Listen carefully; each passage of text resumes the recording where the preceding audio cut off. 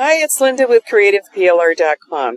And at this time of the year, people are thinking, I know kids are back to school, but they know the holidays are coming, and they're thinking, how am I going to keep these kids busy during the holidays? So we got Halloween, we've got Thanksgiving, we've got Christmas, we've got those winter holidays, and at my school, that's 3 weeks. The first few days, you're busy with the Christmas, and then all those activities get a little old as the parents start thinking, how do I keep my kids busy? So activity books are always great sellers on Etsy, Gumroad, Shopify, and you can vary the type of activities to whatever that you create. I know a lot of people love to create mazes. I'm one of them. So I have a lot of mazes. So last year at wintertime for my subscribers, I gave away this Winter Bear activity book. I gave it to them just as a gift to say thank you for being on my list. And so I'm going to start with this. This is a great time-saving idea.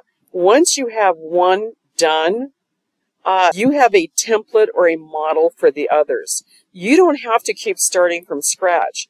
You just go and you say, File, make a copy. And now you have a copy of an activity book. Now, obviously, I'm going to change the title. And I'm going to say, I could say a winter animal activity book. I'm going to say the monster activity book because I'm coming out with monsters. And I'm going to get rid of this image because I don't have an image for the monster book yet. That's going to be the last thing I do. And so I'm going to copy the title, and I can change the coloring later on. So I'm going to get rid of that one and just leave it blank. But look, here's a maze I did. Now, shh, this is a secret, so don't tell anybody. Do you know I could create 1,000 mazes and none would be the same? However, that book that I did for free last year, I had some mazes in there, and instead of creating a new maze, I could just reuse that mazes. Now, normally when I sell the books, I actually create new mazes, because I can do a lot of mazes, and I'm going to zoom in so I can see Help the Monster through the maze. Okay, so it's Monster Maze 1. And then what I will do is, that's going to be the title in every single maze. I'm going to get rid of my little images here that I put, and I'm going to add new images. Going to get rid of the coloring. Here's a bear word search. Now, I'm not going to do anything with that right now because I'm going to make a monster word search. But this maze, I'm going to do this. I'm going to go back up to the maze that I already did, and I'm going to copy that heading. I may go back later on and add some different types of mazes, but right now I'm going to leave it there so I know that maze goes there. Here's a word search. Going to get rid of that one. Word scramble, get rid of the pictures, get rid of the pictures and the title, and paste that in. So you could just do a template of all of these different types of activities you have in there. And then what you're going to do is you can save the template, and then when you want to make a new one, you just go in there and add the coloring pages, maybe new mazes, new images to decorate it with, and other types of puzzles and games. So you could save that. So here's one that I do. I call this one, this was like a memory game. So you cut out the images, and you go in and you mix them up, turn them face down, mix them up, and then somebody has to like pick out a pair, and if they match, they get the point, and they get to pick another pair. So that's kind of a fun thing to do. Kids love doing that. You could do an old maid version of that, where instead of having an even number and they're all paired up, you have a one odd image that doesn't match to anything. And instead of counting who has the most, the last person that's their turn where they get the old maid loses. That would be a kind of a fun version of this. But look how easy this is to do. I have it already set up. I'm just going to go to my And since I said this is a monster, I'm going to do monsters. I have a lot of images in here. I need to organize them somehow, don't I?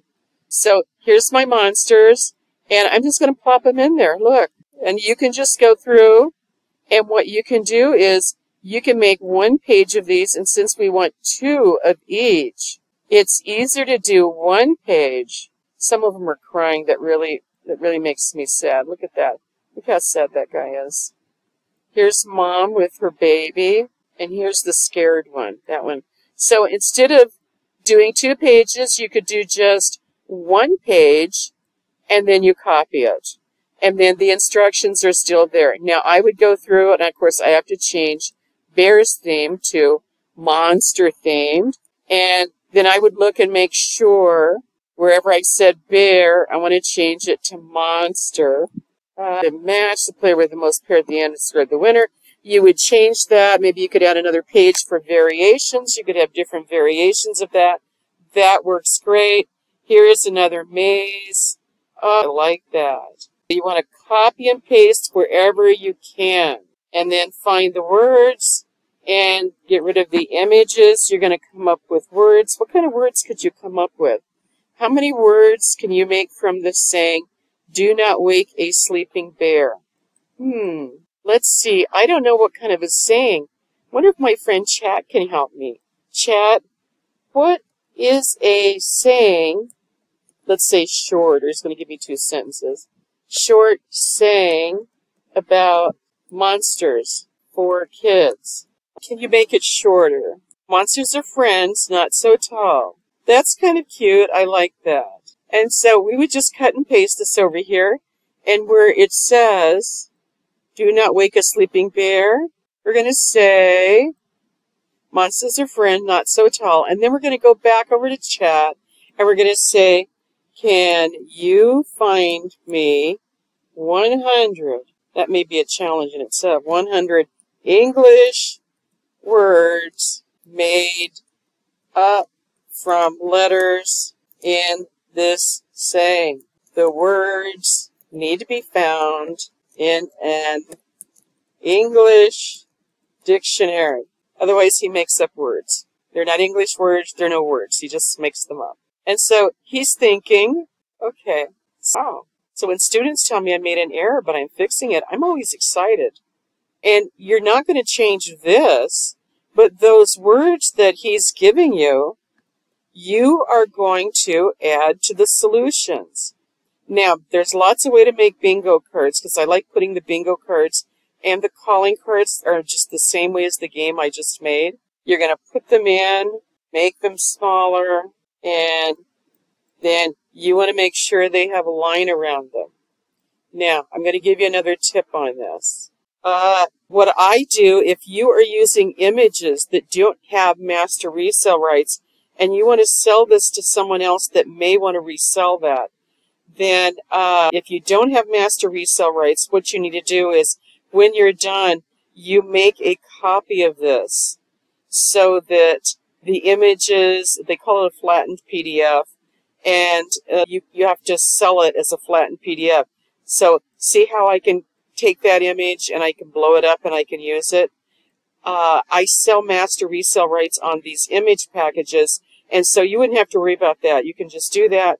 The only thing is you can't sell the images as a standalone pack of images like I have done. You can't do that.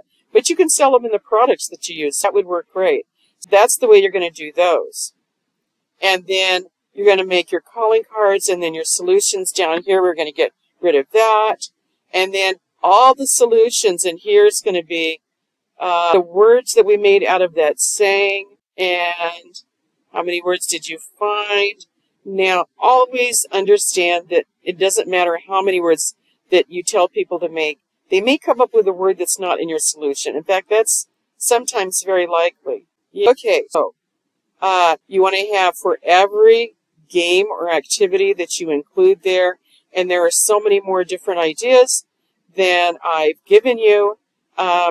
You can have a trivia, have Chat help you with that. You can have, oh, the monsters are so cute. You can add some more mazes. You can add word searches, word scramble. Ask Chat to give you a list of words that have to do with monsters. He'll give you those words, and then he either needs to scramble them or you need to scramble them. One word of warning, if chat scrambles them, you need to check and make sure that when you unscramble them, they come back to the word, because chat throws in an extra letter sometimes. He's not perfect. So you have to double check him when you're doing things like that. I hope this was helpful and you can start making some activity books for the upcoming holidays. Until next time, keep creating.